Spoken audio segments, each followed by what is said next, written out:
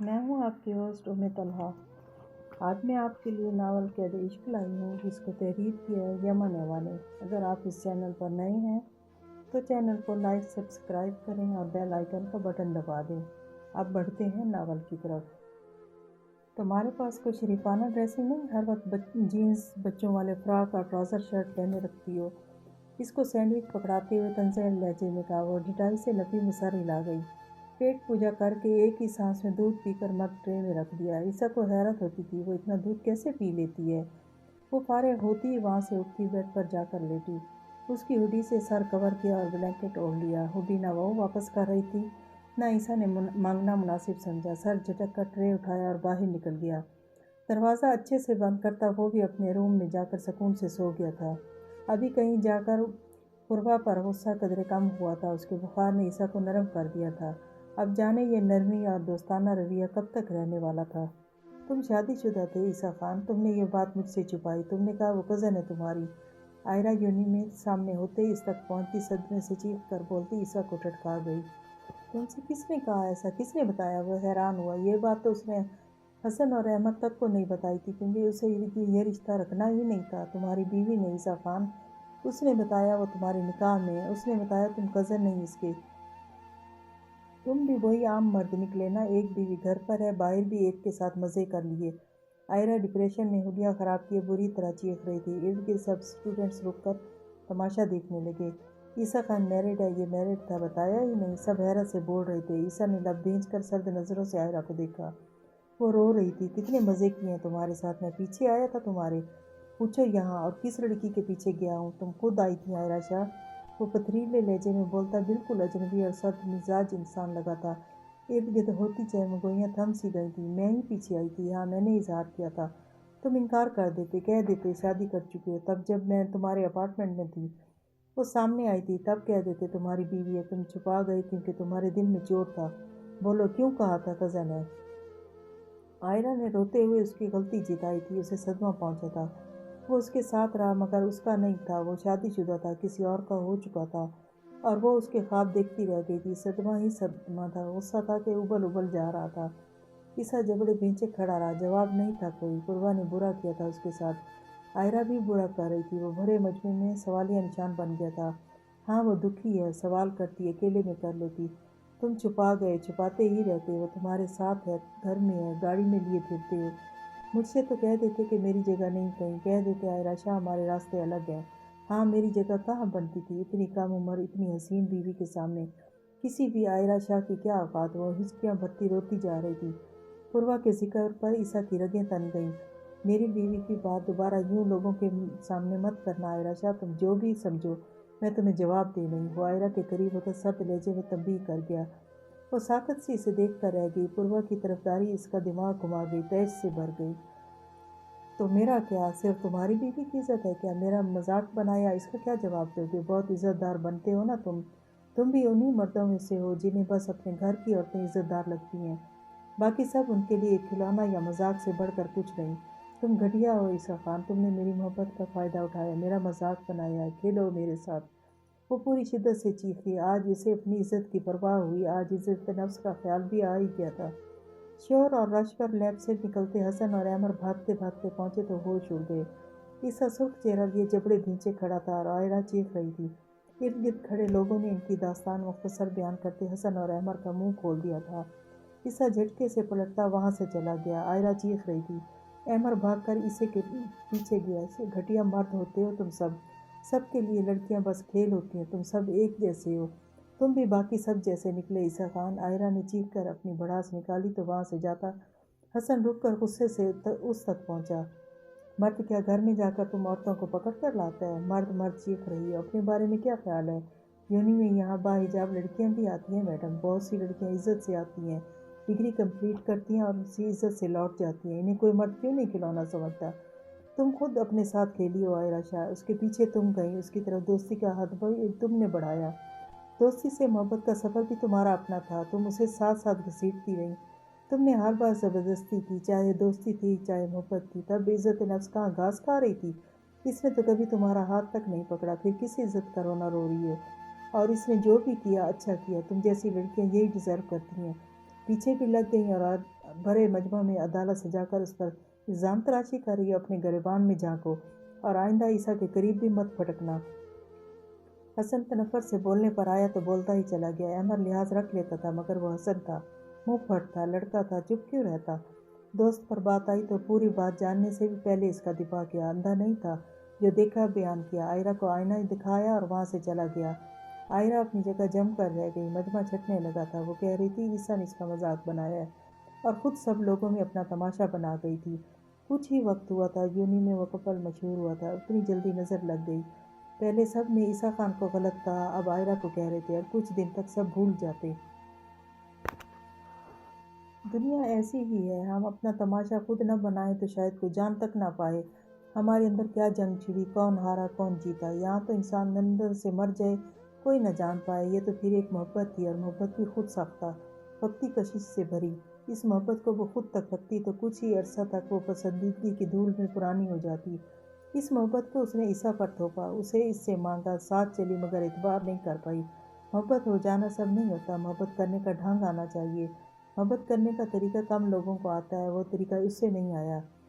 ابے رخ شادی کر لی، بھائی کو بتایا نہیں، نکاح میں بلایا تک نہیں، بے وفا غدار۔ احمد اس کا کندھا پکڑ کر روکتا، دانت کچکچا کر بولتا جا رہا تھا۔ عیسیٰ نے جھٹکے سے کندھا چھڑوایا۔ کون سی شادی، کیسا نکاح؟ رات کے 12 بجے مجھے نیند سے جگا کر کہا لڑکی کو اپنے ساتھ لے جاؤ، اور جب لے کر اپارٹمنٹ پر پہنچا تو کرائے کے قاضی اور گواہ بیٹھے اونگ رہے تھے۔ مجھے خود نہیں پتا تھا، تمہیں کیسے بلاتا؟ عیسیٰ نے ناک چڑھا کر کہا۔ احمد کہکا لگا کر ہنسا، اور ہنستا ہی جا رہا تھا جب اس نے پلٹ کر اس کو پنچ دے مارا۔ احمد پیچھے کو لڑکھڑایا مگر ہنسی کا فوارہ ابلا جا رہا تھا۔ حسن بھاگا بھاگا پہنچا تو عیسیٰ کھانے والی نظروں سے احمد کو دیکھ رہا تھا، اور وہ ہنس رہا تھا۔ تم نے شادی کر لی ہمارے بغیر، ہمارے علاوہ کسی کو اپنا گواہ بنا کر بٹھانے کا سوچا بھی کیسے؟ حسن اسے دیکھتا اپنے غم میں چیخا۔ عیسیٰ کا گوما ہوا دماغ مزید گھوم گیا۔ یہاں بندہ مرتا مر جائے، انہیں نکاح کی پڑی تھی۔ احمد نے ہنستے ہوئے حسن کو اپنی طرف کھینچ کر عیسیٰ پر گزری ظلم کی داستان سنائی۔ چل نا، شادی کی پارٹی کرتے ہیں، آج اپنی سپورٹس کار میں ہائی سپیڈ لانگ ڈرائیو پر لے جاؤ۔ وہ دونوں دانت نکالے مطلب کی بات پر آ گئے تھے۔ اپنی گاڑیاں وہیں چھوڑے اس کی گاڑی میں گھسے۔ عیسیٰ نے گہرا سانس بھر کر اپنے اندر اٹھتا ابال اپنے اندر دبایا، اور ان کے ساتھ اچھے سے ریسٹورنٹ کی طرف بڑھا۔ وہ جانتا تھا ان دونوں کو نکاح میں نہ ہونے کا اتنا غم نہیں تھا جتنا پارٹی نہ دینے پر لگتا۔ زندہ نہ چھوڑتے اگر وہ انکار کر دیتا۔ اس کا سر گھوم رہا تھا، موڈ نہیں تھا، مگر خاموشی سے ان کے ساتھ چلا گیا۔ زرشا کا نکاح ہو رہا تھا، وہ بھی موسیٰ خان سے۔ اس نے سنا تو حواس باختہ سی خانزادہ کے سر پہنچی۔ لالا، یہ نہیں ہو سکتا، لالا ہیں وہ، میرے نکاح کیسے ہو سکتا ہے؟ پریشان سی بولتی خانزادہ کو مسکرانے پر مجبور کر گئی۔ اس نے زرشا کو سینے سے لگا لیا۔ لالا کہتی ہو، لالا ہے نہیں، نہ وہ گلجان کا بیٹا ہے نہ خان آزر کا، پھر نکاح ہو سکتا ہے؟ زرشے، گھبراؤ مت، تمہارے لالا ہیں نا تمہارے ساتھ۔ اس کا سر تھپتھپا کر اپنے ہونے کا احساس دلایا۔ زرشے جھلملاتی آنکھوں سے اسے تکنے لگی۔ کیا اسے بتانے کی ضرورت تھی؟ جہاں خانزادہ کھڑا ہو جائے اس جگہ زرشے آزر خان کے لیے مشکلات حرام ہو جایا کرتی ہیں۔ وہ فیصلہ کرے پھر یقین دلائے، اس کے بعد تو انکار بنتا ہی نہیں تھا، کیونکہ وہ اپنے فیصلوں کو آخر تک صحیح ثابت کرنے کے لیے بھرپور کوشش کرتا تھا۔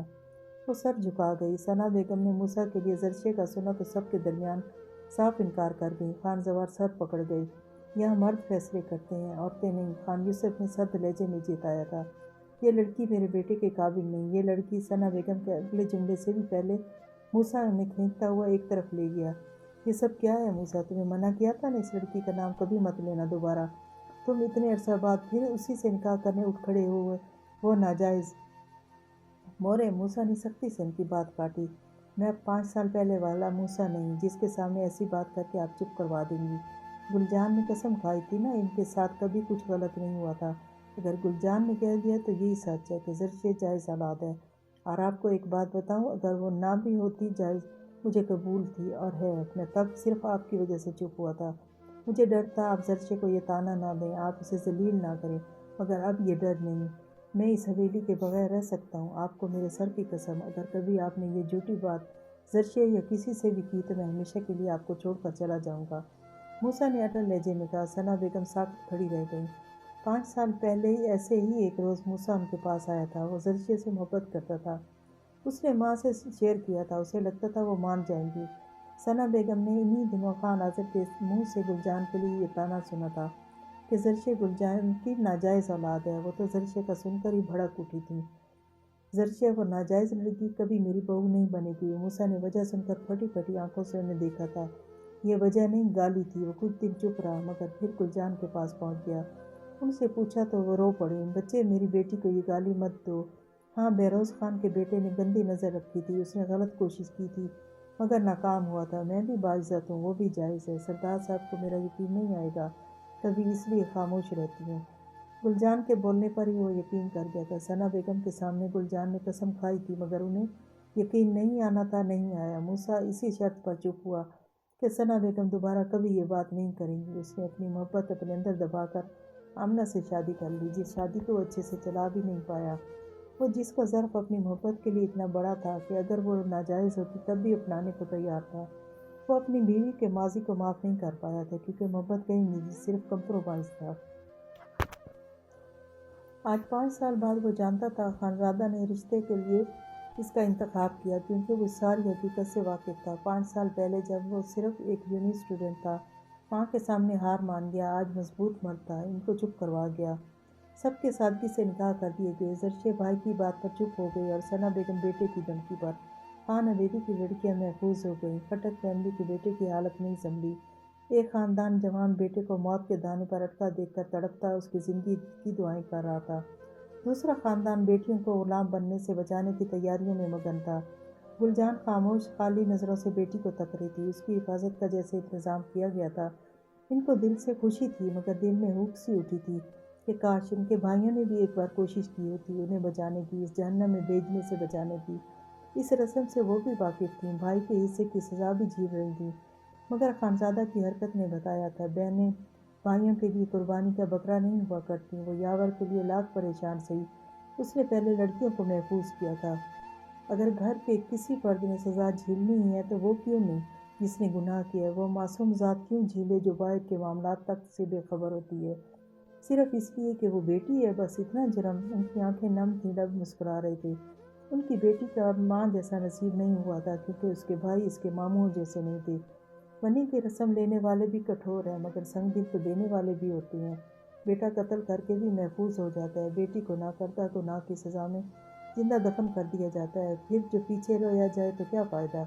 قصاص میں خون کا بدلہ خون بھی تو ہوتا ہے، جیسے رو کر بیٹی دی جا رہی ہوتی ہے ویسے کبھی رو کر بیٹا دے دیا جائے گا، ایسا کیوں نہیں ہوتا۔ سادگی سے دریا دکشا کو رخصت کیا گیا، ان کو زیادہ فرق نہیں پڑا۔ وہ پہلے بھی شہر میں رہ کر پڑھتی تھی، وہ اب بھی اپنی تعلیم پوری کر لیں گی۔ کلوشے کا سالے نے بھی یقین دلایا تھا جب تک چاہے پڑھ سکتی ہے۔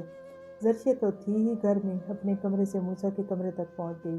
سب کو رخصت کر کے خانزادہ موسیٰ کے پاس پہنچا۔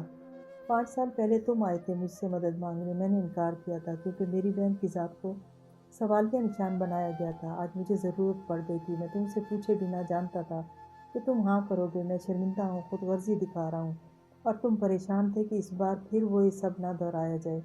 میں نہیں جانتا اس بار تم نے چچی کو کیسے چپ کروایا۔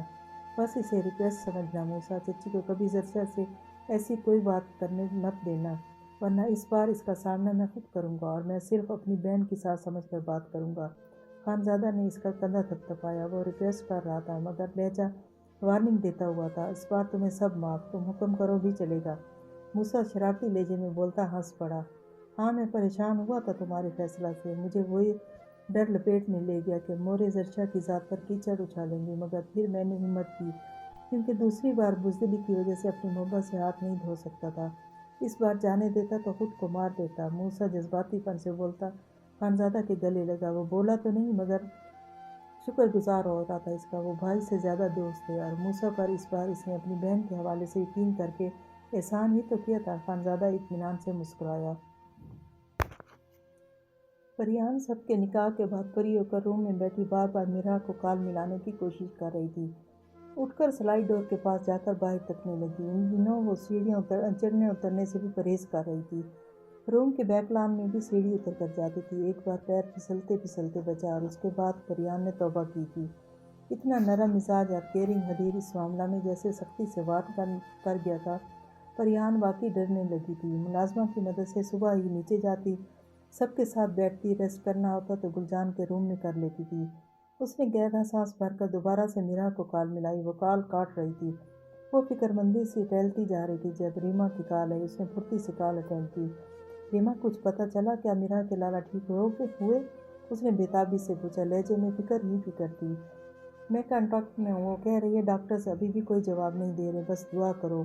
ریما نے پریشانی سے جواب دیا تو وہ مزید فکر مند ہوئی۔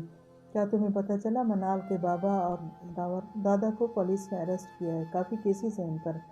وہ تو فارن گئی ہوئی تھی، سنا ہے اب واپس آ رہی ہے۔ ان کی فیملی کو میڈیا میں بری طرح ذلیل کیا جا رہا ہے۔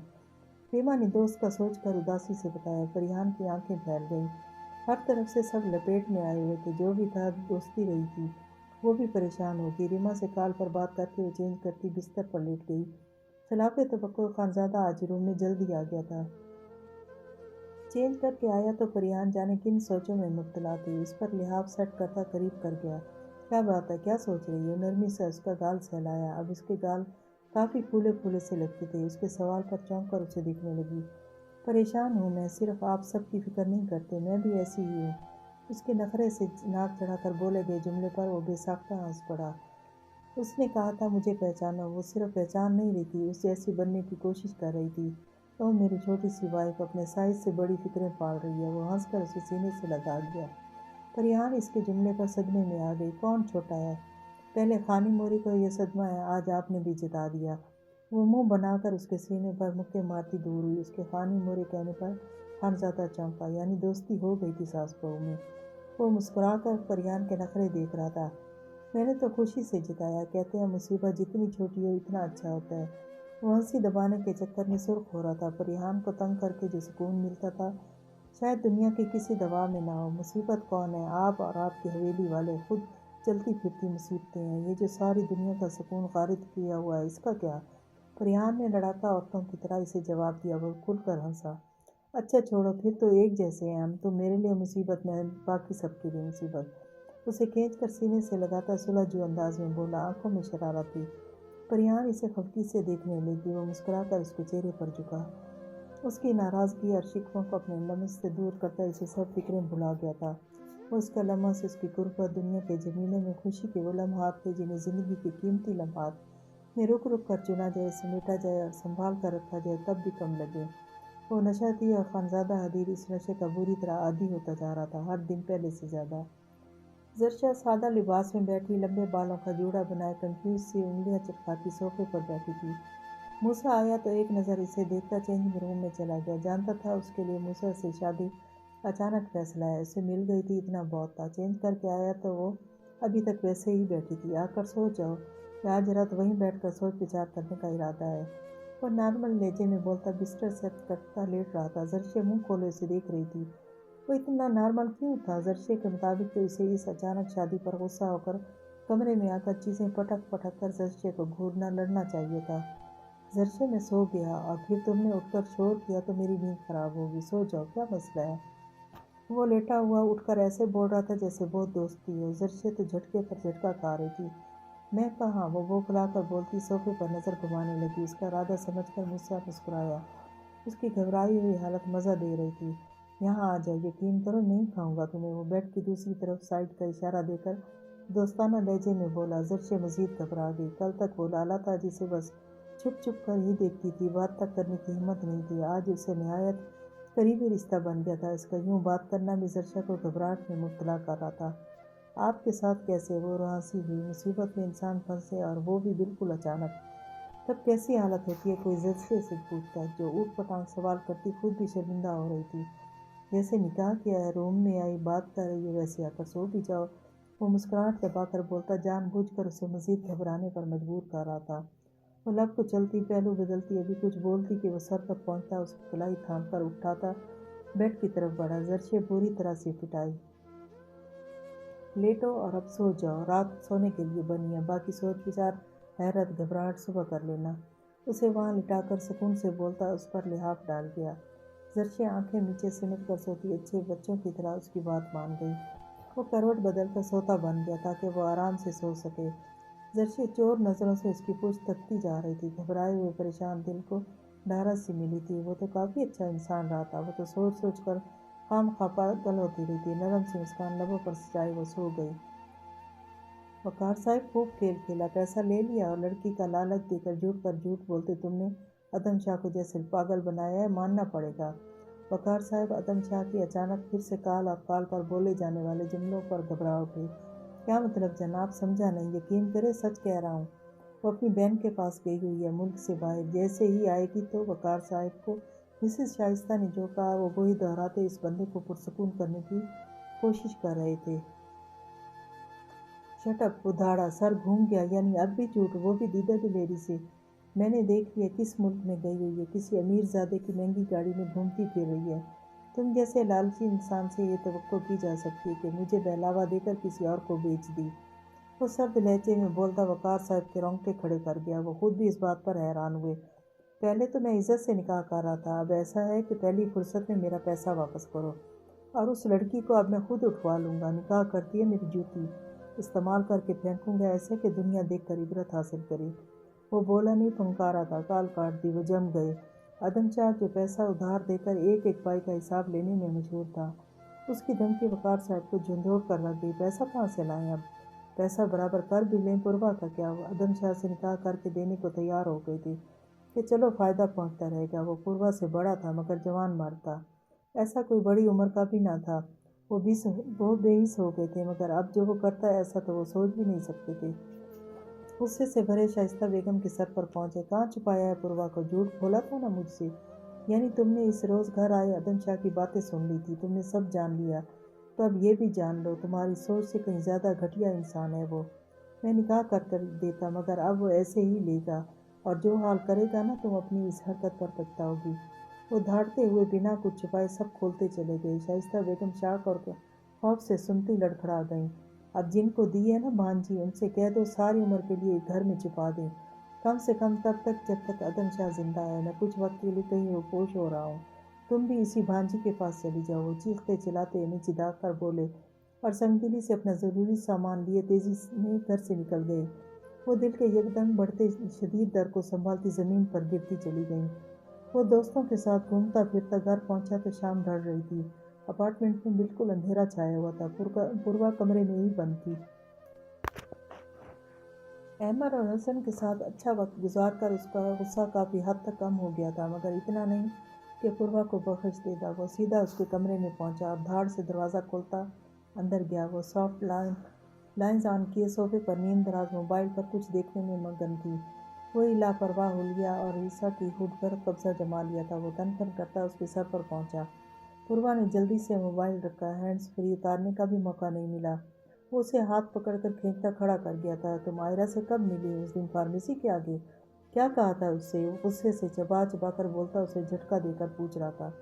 इसे बहुत याद करके एक वही मौका नज़र आ रहा था जब वो इसे अपनी गाड़ी में लेकर बाहर गया था। वैसे तो वो निकलती ही नहीं थी। जी कौन कब? उसके झटके पर बौखलाती परेशानी से पूछने लगी। अचानक हमला आवर हुआ था कि समझ ही नहीं पाई आखिर क्या बात कर रहा था वो। आयरा की बात कर रहा हूँ, वही लड़की जो यहाँ आई थी। ईसा ने दांत पीस कर उसे याद दिलाया। जी वहाँ फार्मेसी के सामने वो खुद आई थी। वो जल्दी से वजाहत देती, यही समझी शायद वो इससे मिलने पर नाराज़ हो रहा है। क्या कहा उससे? बीवी हो मेरी? बहुत शौक है मेरी बीवी बनने का। बताऊँ बीवी क्या होती है? वो एकदम लहजा सट करके बोला, उसके बाल मुट्ठी में जकड़ता अपने चेहरे के करीब लाया। पूर्वा सहम गई। तो क्या मैं बीवी नहीं हूँ? पूर्वा ने डरते डरते भी सवाल कर लिया। उसे तो यही कहा गया था बीवी है, निकाह भी हो चुका था, साथ भी रह रहे थे, फिर वो बीवी कहने पर क्यों गुस्सा हो रहा था? वो उलझ गई। वाह, तंज कर रही हो, बहुत खुश हो बीवी बन करके, हर जगह ऐलान करती फिर रही हो।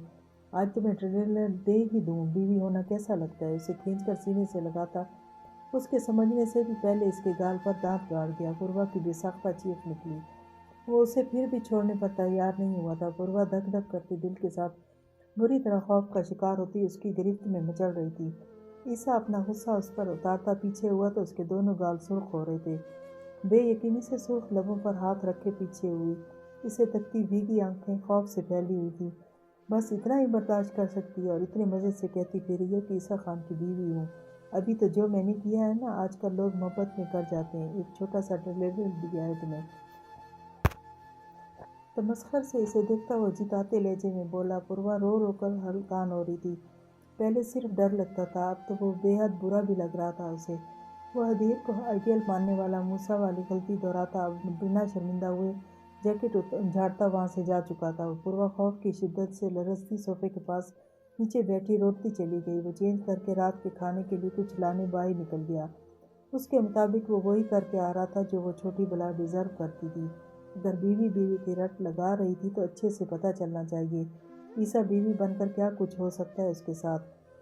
بریانی اور چکن لے کر پہنچا، کچن سے پلیٹس اسپون اٹھا کر باہر لاؤنج میں ٹیبل پر رکھے۔ پوروا کو کمرے میں جا کر دیکھا، وہ ابھی تک گالوں پر ہاتھ رکھے رو رہی تھی۔ عیسیٰ نے ناک چڑھایا، اب ایسا بھی ظلم نہیں ہوا کہ رو رہی ہو، تم نے بات ہی کیوں کی آئرہ سے؟ اوکے میری بلا سے، وہ جو بھی سمجھے، مگر ہم دونوں کا نکاح عارضی ہے۔ حالات سنبھلتے ہی الگ ہونا ہے تو ضروری ہے اشتہار لگایا جی اسلام نے آج رشتے کا۔ تمہاری اس عقل میں کچھ نہیں بیٹھتا، سب میں بتاؤں گا کیا؟ اس کے سامنے بیٹھ کر زد چوتھا اسے وہ غلطی بتانے لگا جس کی سزا دی تھی۔ پوروا اس سے دور ہوتی منہ چھپانے لگی۔ عیسیٰ نے اس کے دونوں ہاتھ پکڑ کر گالوں سے ہٹا کر دیکھا تو واضح سرخ نشان بنے ہوئے تھے، نم گلابی شفاف چہرے پر سرخ ہوتے گال۔ واہ یہ تو اچھا لگ رہا ہے، وہ مزے لیتا ہنسنے لگا۔ پوروا نے اس کی بے حسی پر آنکھیں میچ کر سسکی دبائی۔ عیسیٰ نے سنجیدہ ہوتے ہوئے اس کے ہاتھ چھوڑ کر گہرا سانس بھرا۔ میں جب کوشش کرتا ہوں تم پر غصہ نہ کروں، سختی نہ کروں، تم کوئی ایسی کوئی حرکت کر جاتی ہو کہ میں یار مجھے تم پہلے دن سے اب تک صرف اریٹیٹ کر رہی ہو۔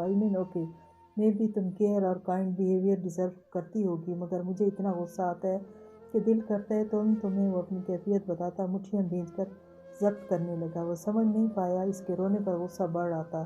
اب بتاؤ کون لڑکی ہوتی ہے ایسی عقل سے پیدل، ہر وقت الٹی حرکتیں کرنے والی؟ اور یہ تمہارا حلیہ، اور یہ بال دیکھو کیسی بچوں جیسی کٹنگ ہے، کندھے سے نیچے جاتے ہی ختم۔ تم بالکل میری ٹائپ کی نہیں، اس پر ایسی حرکتیں کرو گی تو غصہ ہی آئے گا۔ وہ نفی میں ساری لاتا بول رہا تھا، پوروا کو فرق نہیں پڑتا تھا وہ پسند کرے یا نہ کرے، اسے بس وہ برا لگ رہا تھا۔ گالوں پر ہاتھ رکھے سسک رہی تھی۔ آؤ اب کھانا کھائیں، آئندہ کوئی ایسی ویسی حرکت نہ کرنا جو مجھے بری لگے، ورنہ بس یہی سزا ملے گی، یاد رکھنا۔ اسے وارننگ دیتا زبردستی اٹھانے لگا۔ مجھے کھانا نہیں کھانا، مجھے ہاتھ مت لگائیں۔ پوروا ہاتھ چھڑا کر مزید پیچھے کھسک لی۔ عیسیٰ نے اسے گور کر دیکھا، دیکھو پوروا مجھے تنگ مت کرو، میں نے سونے جانا ہے، صبح صبح مجھے حویلی کے لیے نکلنا ہے۔ تم نے غلطی کی ہے تو مانو، اب غلطی کر کے معصوم مت بن جایا کرو۔ وہ لہجہ بمشکل دھیما کر کے بولا، اسے کھانا کھائے بنا بھی نہیں سلا سکتا تھا، طبیعت ٹھیک نہیں تھی، ابھی بگڑ جاتی تو اور مسئلہ ہوتا۔ پوروا کو مسلسل قالین پر پیچھے کو کھسکتا دیکھ کر اس نے بے چارگی سے آہ بھری اور اسے اپنی طرف کھینچ کر کھڑا کیا، جھک کر اسے اٹھایا اور اس کے لاکھ ٹانگیں بازو چلانے پر اسے باہر لا کر صوفہ پر بٹھایا۔ کھانا کھاؤ پھر چلی جانا، ناراض ہو کر اسے زبردستی بٹھا کر کھانا ڈالنے لگا۔ پانی کا گلاس ڈال کر اس کے آگے رکھا، وہ رخ موڑے بیٹھی رہی۔ روشنی میں دوبارہ سے اس کا چہرہ دیکھا، گال سرخ کیے وہ اس سے شدید ناراض لگ رہی تھی۔ عیسیٰ نے لب بھینچ کر اسے دیکھا، شاید واقعی وہ کچھ زیادہ غلط کر جاتا ہے، اپنا غصہ کنٹرول نہیں کر پاتا تھا، اور کسی لڑکی سے اس طرح پرسنلی ڈیل کرنے کا طریقہ اسے بالکل نہیں آ رہا تھا۔ تمہیں پتہ ہے تم نے اس لڑکی کو سچ بتایا جو مجھے لائک کرتی تھی، مجھ سے شادی کرنا چاہتی تھی، تمہاری بات سے ہرٹ ہوئی، رو رہی تھی بہت، اور اس نے آج سب کے سامنے مجھے برا بھلا کہا، لڑائی کی۔ وہ آہستگی سے بولنا شروع ہوا تو اسے سنتی پوروا نے دھیرے سے رخ موڑ کر اسے دیکھا۔ سب نے مجھے برا لڑکا سمجھا، پرامس توڑنے والا سمجھا۔ اگر تمہیں کالج میں سب فرینڈس کے درمیان کوئی ڈانٹے اور انسلٹ کرے کیسا فیل ہوگا؟ وہ اب سیدھی ہو کر اسے دیکھ رہی تھی۔ اس کے سوال پر سر جھکایا تو عیسیٰ نے بغور اس کے تاثرات دیکھے، وہ شرمندہ ہو رہی تھی۔ وہ بے ساختہ مسکرایا، مجھے اس پر بھی غصہ آیا، اس لیے وہاں سے چلا گیا، تم پر بہت زیادہ آ رہا تھا، میں ہرٹ تھا بہت۔ اب وہ ایموشنل بلیک میل کرتا اس کی ناراضگی ختم کرنا چاہ رہا تھا۔ اس کی باتوں سے کافی حد تک متاثر ہوتی پوروا اپنے ذکر پر روحانسی ہو گئی۔ اوکے سوری، تم پرامس کرو کوئی غلط حرکت نہیں کرو گی، پھر میں بھی کچھ نہیں کہوں گا۔ وہ کان پکڑ کر بولتا بے اختیار سوری بول گیا، میں آپ سے کبھی بات نہیں کروں گی، کسی سے بھی نہیں کروں گی۔ وہ اس سے دور ہو کر بیٹھتی، کھسک کر بولتی اپنا فیصلہ سنا گئی۔ اوکے دیکھو کھانا ٹھنڈا ہو گیا، عیسیٰ نے اس کے آگے پلیٹ رکھتے ہوئے تعصب سے کہا۔ پوروا کھانے کی طرف متوجہ ہوئی، اس کا گال نرمی سے سہلاتا وہ اسے کھاتا ہوا دیکھ رہا تھا، خود کھانا بھول گیا۔ وہ متوجہ کر رہی تھی، اریٹیٹ تو ہو رہا تھا، کوئی اور اس کا ذکر بھی کر لے برا لگتا تھا۔ وہ کہتا تھا اس کے ٹائپ کی نہیں ہے، بچگانہ ہے، مگر وہ اس کے لیے پوزیسو ہو رہا تھا، سمجھ نہیں پایا چاہتا کیا ہے وہ۔ اس کی نم پلکوں کو صاف کیا۔ پوروا نے رک کر خفگی سے اسے دیکھا تو جلدی سے ہاتھ پیچھے کر لیا، سر جھٹک کر اپنا کھانے لگا۔ کھانا کھاتے پوروا اپنے کمرے میں چلی گئی، خاموشی سے برتن دھو کر وہ بھی اپنے کمرے میں جاتا دروازہ بند کر گیا۔ اگلی صبح اس کے اٹھنے سے بھی پہلے تیاری کرتا حویلی کے لیے نکل گیا۔ آج حویلی میں موسیٰ خان کا باقاعدہ ولیمہ کر کے سب لڑکیوں کی شادیوں کا اعلان کر دیا تھا۔ پریان ایش گرے اور میرون بھاری غرارہ فراق میں بڑی مشکل سے دوپٹہ سنبھالے پھر رہی تھی۔ ایک طبیعت ایسی، اوپر سے لباس بھاری، اس کے منہ پر ہلکے پھلکے میک اپ کی تہ میں بھی بیزاری چھلک آتی تھی۔ مسکراہٹ سجا کر وہ سب سے ملتی تھک گئی تھی۔ وہاں ولیمہ کی رسم کے لیے آئی باقی تینوں دلہنوں نے بھی بھاری لباس پہنے ہوئے تھے۔ چہرے پر الوہی مسکان اور چمک ان کے اطمینان کی گواہ تھی۔ گلجان آج سادہ مگر نیا جوڑا پہنے ہوئی تھی۔ وہ زرشے کے چہرے کو بغور دیکھ رہی تھی۔ وہ باقی تینوں کی نسبت نارمل تھی۔ کل کی نسبت آج گھبراہٹ کم تھی۔ پریان کی بات کا جواب دیتے مسکرا بھی دیتی تھی۔ وہ پرسکون ہوئی۔ موسیٰ پر کوئی شک نہیں تھا، مگر جس حالات میں ایک دم نکاح ہوا تھا انہیں لگا تھا موسیٰ اس بات کی فرسٹریشن زرشے پر اتارے گا۔ گلجان کے نقوش چرائے زرشے کھلتے سرخ رنگ میں دلہن بنی بے حد حسین لگ رہی تھی۔ اس کی شکل، شفاف رنگ اور چہرے کی ملاحت بالکل گلجان بیگم جیسی ہی تھی۔ اس کا نصیب ان سے الگ نکلا تھا۔ آج اسے دیکھ کر اندازہ کیا جا سکتا تھا سیاہ جوڑے میں کم عمر بنی میں آئی گلجان اگر دلہن بنتی تو کیسی لگتی۔ مورے، آج تو وہ مکلاوے والی رسم ہوگی نا؟ آج تو میں آپ کے پاس آؤں گی نا؟ رات کے فنکشن کے بعد کمرے میں جانے کا سوچ کر ہی زرشے کا پھر سے گھبراہٹ سے حال خراب ہو گیا۔ گلجان کی طرف آتے موسیٰ نے اس کی بات پر بمشکل کہتا دبایا۔ گلجان منہ کھولے بیٹھی بیٹی کو دیکھ رہی تھی۔ کون سی رسم؟ اسی گھر میں بیٹھی ہو، میرا کوئی الگ گھر نہیں ہے۔ اور زرشے خیال رکھو، موسیٰ کے دل میں جگہ بنانی ہے، اس سے دور بھاگنے کی کوشش بھی مت کرنا، خدمت کرنا اس کی، گلجان نے اسے سینے سے لگا کر سمجھایا۔ زرشا سر جھکا کر رہ گئی۔ موسیٰ پلٹ کر روم میں چلا گیا۔ جب وہ روم میں آئی تو وہ چینج کر کے بستر پر دراز تھا۔ میں آج بہت تھک گیا ہوں، سر میں درد ہو رہا ہے، کیا سر دبا دو گی پلیز؟ آنکھوں میں امڑتی شرارتی چمک لیے اسے دیکھ کر دھیرے سے بولا، جی اچھا میں چینج کر کے۔ وہ پہلے تو حیران ہوئی، باہر سب کے ساتھ بیٹھے ہوئے وہ کیسے ہنس ہنس کر بات کر رہا تھا اور اب اچانک سر درد ہو گیا تھا۔ وہ سر جھکا کر بولی جب وہ ٹوک گیا، تم چینج کر کے جب تک آؤ گی میں درد سے پڑا رہوں؟ اوکے جاؤ۔ صاف صاف ناراضگی جتائی۔ زرشے بوکھلا کر جلدی سے بھاری لباس سنبھالتی اس کے پاس پہنچی اور بیڈ پر چڑھ گئی۔ یہاں بیٹھو۔ بیڈ گراؤنڈ سے کشنز لگا کر اسے بٹھایا۔ زرشے اس کے حکم کی تعمیل کرتی وہاں بیٹھ کر ٹانگیں سمیٹ گئی۔ موسیٰ مزے سے اس کی گود میں سر رکھ دیا۔ زرشا کی آنکھیں پھیلی، سر دباؤ۔ زرشے کا شرم سے سرخ پڑتا چہرہ دیکھ کر بولا تو وہ کپاتے ہاتھ اس کے ماتھے پر ٹکا گئی۔ مسکراہٹ دبا کر لیٹا موسیٰ اس کے یک ہاتھ ماتھے پر محسوس کرتا پٹ سے آنکھیں کھول گیا۔ اتنے ٹھنڈے ہاتھ اس نے جھرجھری لی۔ زرشے خدمت گزار بیوی کی طرح اس کے گرم ماتھے پر سکون سے ہاتھ رکھے سر دبا رہی تھی۔ موسیٰ نے بے چارگی سے اسے دیکھا، جو چالاکی سے ہاتھ بدل بدل کر دباتی اپنے ہاتھ گرم کرنے کے چکر میں تھی۔ اس نے ہاتھ بڑھا کر اس کے دونوں نازک سے ہاتھ اپنے گرم بھاری ہاتھوں میں تھام کر سینے پر رکھ لیے۔ اللہ کسی کو ٹھنڈے ہاتھوں والی چالاک بیوی نہ دے۔ وہ آنکھیں موند کر بڑبڑایا تو زرشے خفل سے لب کچلتی چھیٹ گئی۔ وہ سکون سے لیٹا رہا۔ زرشے نے ٹیک لگا لی، جانے اس کا سر درد کہاں گیا تھا، اب تو اس کے ہاتھ اپنی مضبوط گرفت میں لیے پڑا تھا۔ سرخ سفید رنگت، بکھرے بال اور مغرور نقوش، نیلی آنکھیں بند تھی۔ اچھا خاصا ہینڈسم تھا وہ۔ زرشے غور سے دیکھتی اس کا جائزہ لینے لگی۔ تھک گئی ہو؟ اس نے یکدم آنکھیں کھول کر اس کا چہرہ دیکھا تو یکٹک اسے دیکھتی زرشے گڑبڑا گئی۔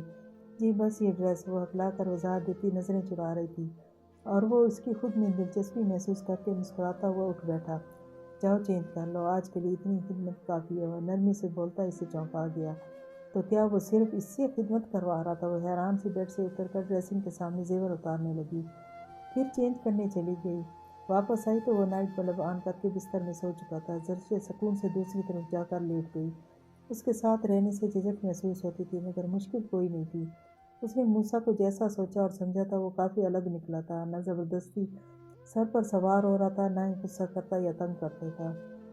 اسے لگا زندگی آسان ہے، اس کی سوچ سے زیادہ آسان۔ پریان رات کو فری ہو کر اپنے کمرے میں جانے لگی تو ایک بار پھر ایسے لباس کے ساتھ سیڑھیاں چڑھنے کا سوچ کر گھبراہٹ ہوئی۔ غرارہ پیروں میں آ رہا تھا، سمیٹ کر اوپر کرتی، کبھی سیڑھی پر پاؤں رکھتی، کبھی ہٹاتی، متذبذب ہو رہی تھی۔ ادب خان سے ہاسپٹل میں پڑے رائم خٹک کی حالت کا پوچھ کر اس طرف آتے خانزادہ نے اسے دیکھا تو بے ساختہ لبوں کو دلکش سی مسکراہٹ نے چھوا۔ ٹھیک ہے ادب خان، اب وہاں سے ہٹ جاؤ۔ اسے ہدایت دے کر وہ کال بند کر کے اس کے پاس آیا، اگر ہیلپ چاہیے تو میں بھی روم میں ہی جا رہا تھا۔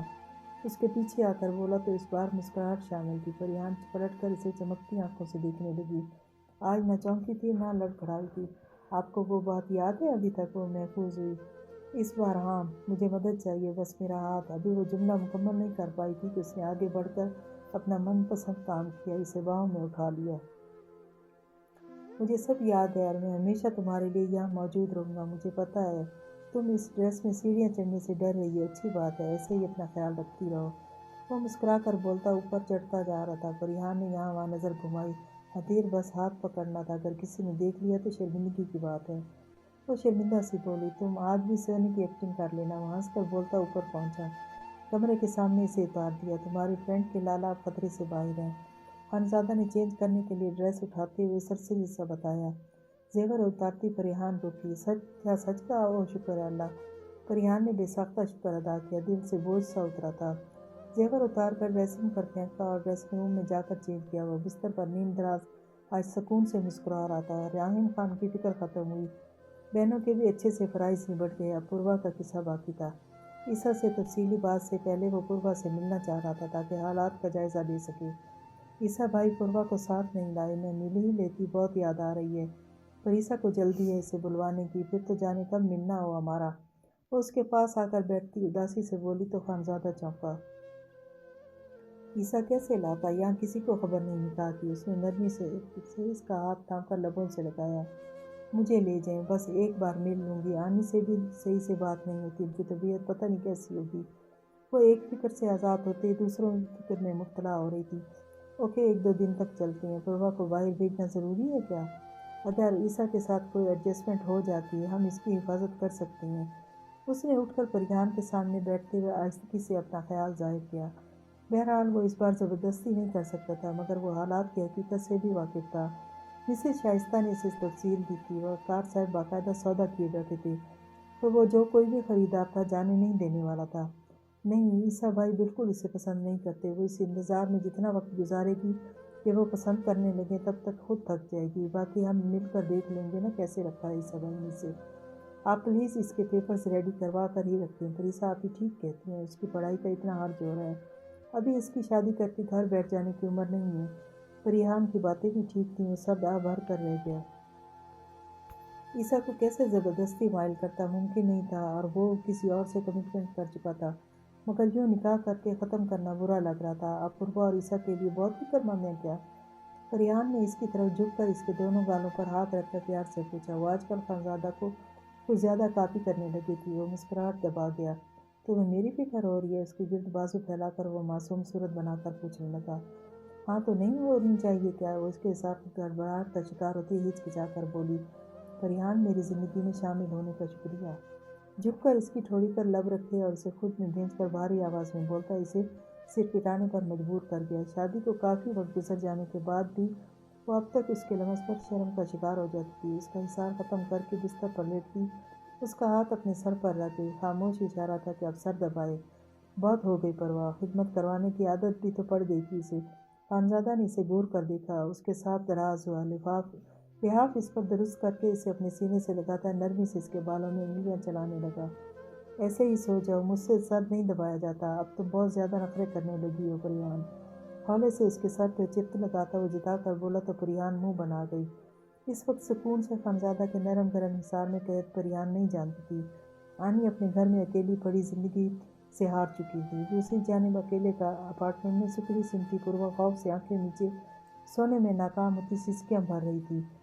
ایک وقت اس نے سخت گزارا تھا جب وہ سب کے لیے سکون بھری رات کو اذیت کی طرح خود پر سہتی تھی۔ آج وہ سکون میں تھی اور وہ لوگ اذیت میں۔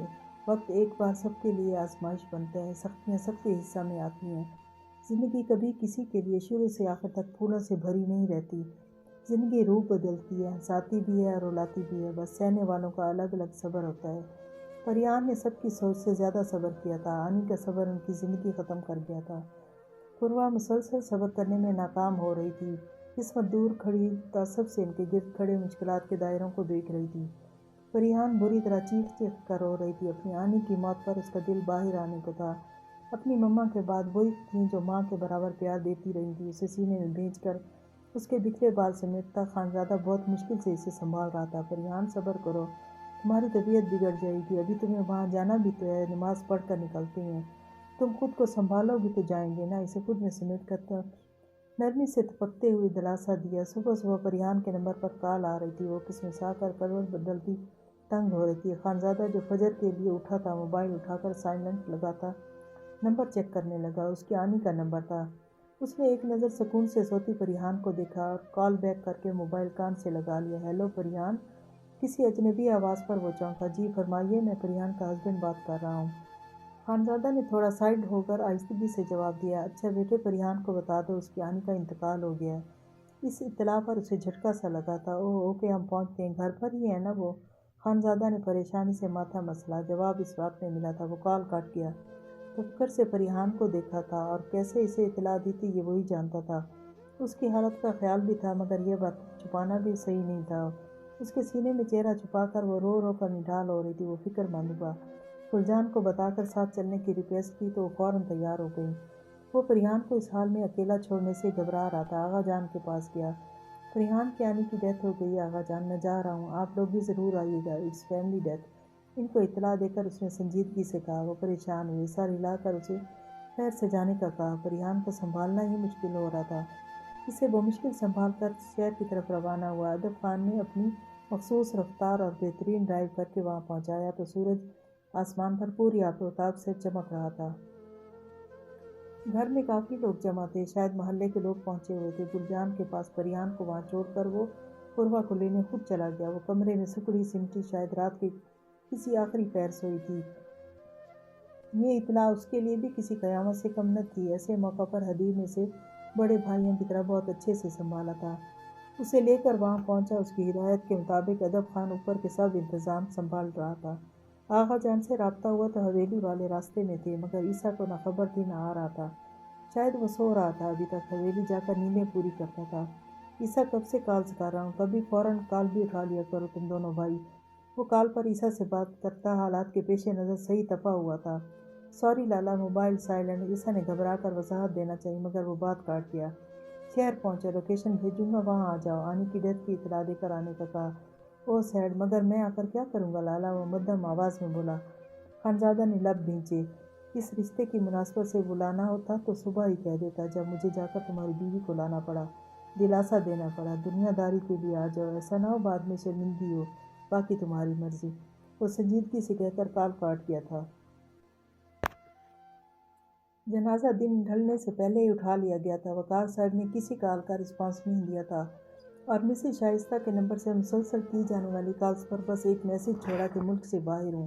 عیسیٰ کو لاکھ کوشش کے باوجود کوئی فلائٹ میسر نہیں آئی تھی۔ پوروا کی طبیعت اتنی بگڑ گئی تھی کہ اسے سکون اور دوا دے کر کمرے میں سلا دیا تھا۔ پریان کی طبیعت بھی خراب ہو رہی تھی۔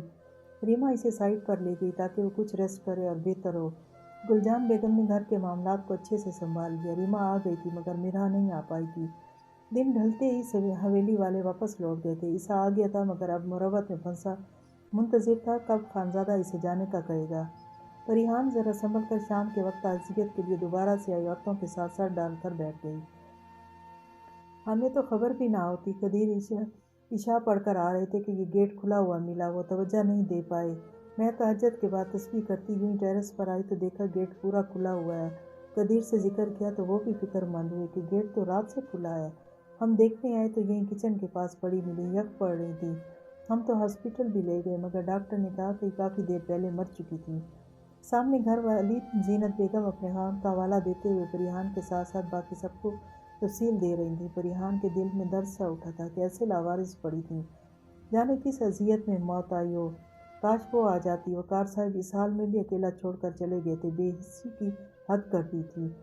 وقار صاحب کہاں گئے؟ ایسی بگڑی طبیعت کے ساتھ وہ گھر میں اکیلی تھیں۔ یہ تو ہونا تھا، کیا خبر وقت پر لے جایا جاتا تو بچ جاتی۔ ایک عورت نے تعصب سے کہا۔ گلجان اسی وقت سب کے لیے چائے لے آئی۔ موت کا وقت تو انسان کی زندگی کے ساتھ ہی اللہ طے کر دیتا ہے۔ پہلے وقتوں میں جب عزرائیل روح قبض کرنے آتے تھے تو انسان ان سے ڈر کر چھپتا تھا، دور بھاگتا تھا۔ پھر ایسا ہوا کہ حضرت عزرائیل کی شکایت پر اللہ نے کہہ دیا کہ عزرائیل، آج کے بعد آپ کو دیکھ کر کوئی نہیں ڈرے گا، نہ بھاگے گا۔ آج کے بعد موت کا بہانہ ہوگا اور لوگ اسی بہانہ کو موت کی وجہ بنا دیں گے، جیسے آج ہم حالات اور بیماریوں کو وجہ بناتے غیر مطمئن رہتے ہیں۔ در حقیقت تو انسان اللہ کی امانت ہے، ہم سب جانے کے لیے ہی آئے ہیں۔ گلجان بیگم نے نرمی سے کہا۔ وہ جانتی تھیں پریحان اس وقت اسی پچھتاوے میں مبتلا ہے۔ وہ صبح سے روتے ہوئے جانے کتنی بار دہرا چکی تھی کہ آنی اکیلی نہ آتی تو ایسا نہ ہوتا۔ پریحان نے بے ساختہ انہیں دیکھا، دل میں گڑھا پچھتاوا ظاہر سا ہوا۔ عورتیں بھی خاموش ہو گئیں۔ برا مت منائیے گا، سنا ہے آپ بھی دوسری ساس ہیں پریحان کی؟ ویسے تو آپ کے گھر کا معاملہ ہے، مگر آپ نے تو بچیوں کو کھل کر غم ہی نہیں منانے دیا۔ دل پھٹتا ہے انسان کا جب تک کھل کر اظہار نہ کر لے، آواز نہ نکال لے۔ ایک عورت نے قدرے جتاتے لہجے میں گلجان کو سنایا تھا۔ غم رو کر ہلکا ہوتا ہے، رونا منع نہیں، آواز نکالے منع نہیں، مگر اتنی نہ ہو کہ باہر موجود مرد بھی آپ کی آواز سنے۔ اور بچیاں صدمے میں بین کرنے لگی تھیں۔ گلجان کی بات پر پریحان خفت زدہ ہوئی۔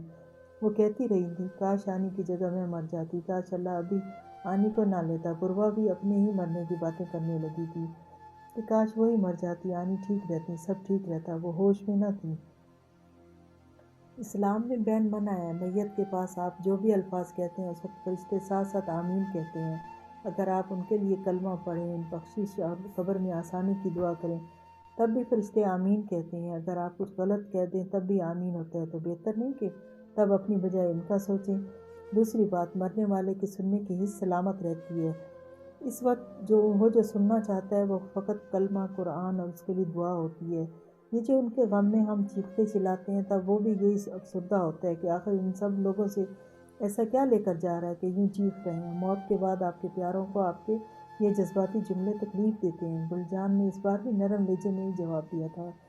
اور یہ جو انہیں چھو رہی تھی کہ آپ نہیں جانتی انسان کے جسم سے روح نکلنے کا عمل ایسا ہے جیسے نہایت نرم کپڑا کے اوپر کانٹوں بھری جھاڑی ڈال کر کھینچی جائے۔ اس کے بعد کیا آپ اندازہ کر سکتی ہیں؟ مرنے والے انسان کا جسم اس قدر نازک ہو رہا ہوتا ہے کہ مکھی بیٹھ جائے بھی شدید تکلیف دیتی ہے۔ پھر جس اپنے کو زندگی میں آپ تکلیف دینے کا نہ سوچ سکیں، اسے مرنے کے بعد جب وہ چند پل کا مہمان ہوتا ہے، ایسی اذیتیں صرف اپنی تسکین کے لیے، صرف اس لیے کہ آپ چاہ رہے ہوتے ہیں۔ گلجان کے جملوں پر پریحان ساکت ہوئی۔ ہم اپنی کچھ پل کی تسکین کے لیے کیسی اذیت پہنچایا جاتے ہیں اپنوں کو؟ کیا وہ ایسے میں ہم سے خوش ہو کر جاتے ہوں گے؟ شاید وہ تو ایسے اپنوں سے مایوس ہو کر جاتے ہیں۔ یہ وہ غلطیاں ہیں جو ہم یا تو جانتے نہیں یا جان کر بھی نظر انداز کر دیتے ہیں، کیونکہ اس وقت ہم خود غرض ہو رہے ہوتے ہیں۔ ہمیں اپنا سکون، اپنے آخری لمحات کا لمس، اپنا بہترین الوداع چاہیے ہوتا ہے۔ ہم محبت کا نعرہ لگاتے اپنوں کو مرنے کے بعد جاتے جاتے بے پناہ اذیت کا شکار کر کے سکون میں ہوتے ہیں۔ کیسے کر لیتے ہیں ہم یہ ایسی خود غرضی؟ ان سب باتوں میں کمی بیشی اللہ معاف کرے۔ گلجان چائے کے خالی ہو چکے برتن اٹھا کر لے گئیں۔ بیٹا، چھوٹی پوروا کہاں تھی؟ تمہاری تو شادی ہو گئی تھی، پھر وہ کہاں تھی؟ شائستہ نے تو کہا تھا بڑی بہن کے پاس جا رہی ہے، مگر وہ تو یہی تھی، ایک عورت نے کھوج لگاتے پوچھا۔ افسوس کے بعد یہی مقام تو آتا ہے، دوسروں کے معاملات کی کھوج۔ آج کل لوگ موت کے گھر میں بھی دوسروں کا جائزہ لیتے ہیں اور بعد میں اسی بات پر تبصرہ کیا جاتا ہے۔ اس کا بھی آنی نے اپنی زندگی میں سادگی سے نکاح کر دیا تھا۔ وہ کم عمر ہے، مگر ہم دونوں بہنیں اپنے ساتھ رکھتی یہ مناسب نہیں تھا۔ آنی اپنی حالت سے بہت پریشان رہتی تھی تو پریحان ان کا ذکر کرتی بھیگی آواز میں بولی، دل بار بار بھر آ رہا تھا، صبر بہت مشکل تھا اور بہت مشکل سے آنے والا تھا۔ اوہ اچھا کیا، یہی بہتر ہے۔ وہ کم عمر ہے مگر بالغ اور باشعور ہے۔ بیٹا، آج کل حالات کا تقاضا بھی یہی ہے۔ سر پر ماں باپ نہیں تھے، بہنوں کے پاس رہ کر اچھا نہیں لگتا، نہ وہ گھر اپنا ہوتا ہے۔ ایک در سے دوسرے در رولتی، اس سے اچھا ہے وہ اپنے گھر کی ہو گئی۔ زینت بیگم نے مسز شائستہ کے فیصلے سے مکمل اتفاق کیا۔ پریحان کو بھی پہلی بار اس فیصلہ کی اہمیت کا اندازہ ہوا تھا۔ آج وہ بنا نکاح کے یہاں آتی تو کیا وہ سب کو مطمئن کر پاتی؟ کبھی نہیں۔ یا اس پر ترس کھایا جاتا یا شاید کردار کشی بھی کر دی جاتی۔ کس سے کیا نکاح؟ کوئی غیر ہے کیا؟ کسی نے پوچھا۔ پریحان نے آنسو صاف کرتے ہوئے نفی میں سر ہلایا۔ میرے دیور ہیں، وہ جو باہر میرے ہسبینڈ کے ساتھ موجود ہیں۔ پریحان کے بتانے پر وہ رشک بھرے دعائیہ جملے کہتی ادھر ادھر کی بات کرنے لگی۔ رات کا کھانا کھا کر سب وہاں سے گئے تو دکھتا سر لیے پریحان سسکنے لگی۔ لوگ بہت عجیب ہیں، افسوس کے 2 کلمات کے بعد انہیں لگتا ہے رسم نبھا لی تو دنیا کے حال احوال کیسے جا سکتے ہیں۔ مرنے والوں کے لواحقین سے ادھر ادھر کے معاملات پوچھتے جان ہی نہیں پاتے کہ آگے والا کس مشکل میں بیٹھا ہے۔ اور سوگ کے گھر میں کھانا کھانے کی نہایت بری روایت۔ عام رشتہ داروں کے لیے بھی سوگ کے 3 دن جائز